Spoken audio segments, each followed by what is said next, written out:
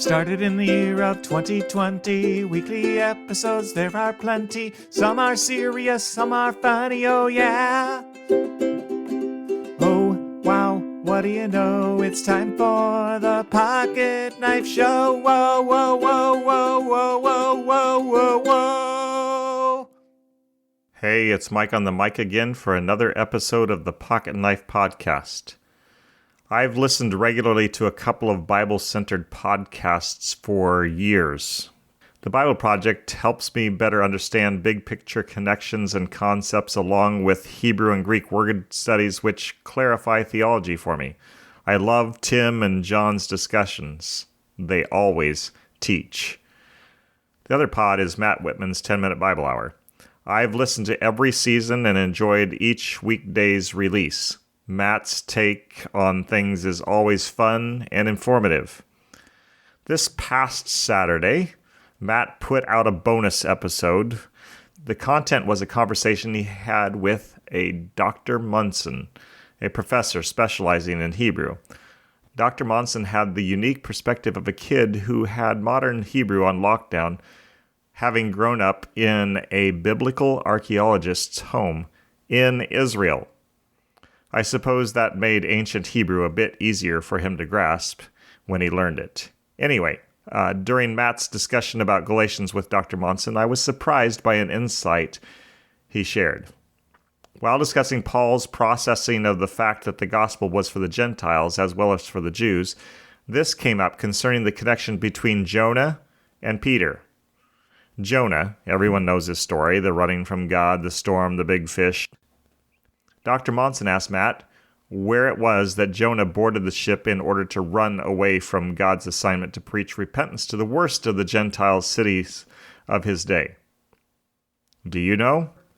I'll save you the trouble of looking it up. Jonah 1:3. But Jonah ran away from the Lord and headed for Tarshish. He went down to Joppa, where he found a ship bound for that port. After paying the fare, he went aboard and sailed for Tarshish to flee from the Lord. Having established this, Dr. Munson asked a simple question. Where was Peter when he got a vision from God which ended up propelling him to preach for the first time to the Gentiles? I'll bet you can guess, but let me quote from Acts chapter 10. An angel who's been sent by God to Cornelius, a Roman centurion who's chasing after God, says this in verses 4, 5, and 6. Your prayers and gifts to the poor have come up as a memorial offering before God. Now, send men to Joppa to bring back a man named Simon who is called Peter. He is staying with Simon the tanner, whose house is by the sea. Peter is in Joppa, the very city where Jonah caught a ship to flee God's assignment. Peter receives God's directive to go to a Gentile's home while he's staying in this very city. He leaves Joppa to obey.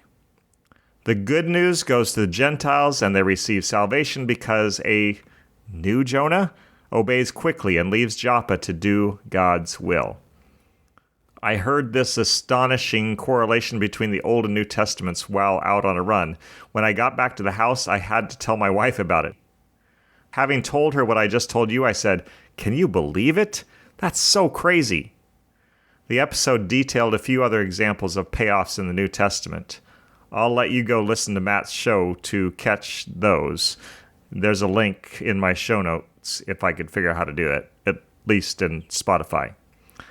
I'll close with this question. How often does God wrap things up like this? How often does he wrap things up that neatly? Is he still doing so? I don't know for sure, but I bet he is. I can't imagine him not using his power and authority to continue creating coincidences which blow the mind. If you and I have our eyes open and our hearts attentive to the Spirit's leading, might we not see these things? Might we not be stunned by the creator and sustainer of all the earth? Jonah rebelled and left Joppa to escape. Peter submitted and left Joppa to obey. May we all follow Peter's example so God can do what amazes in our day. Oh no, it's sad, I know we've come to the end of the show. Whoa, whoa, whoa, whoa. See you next time.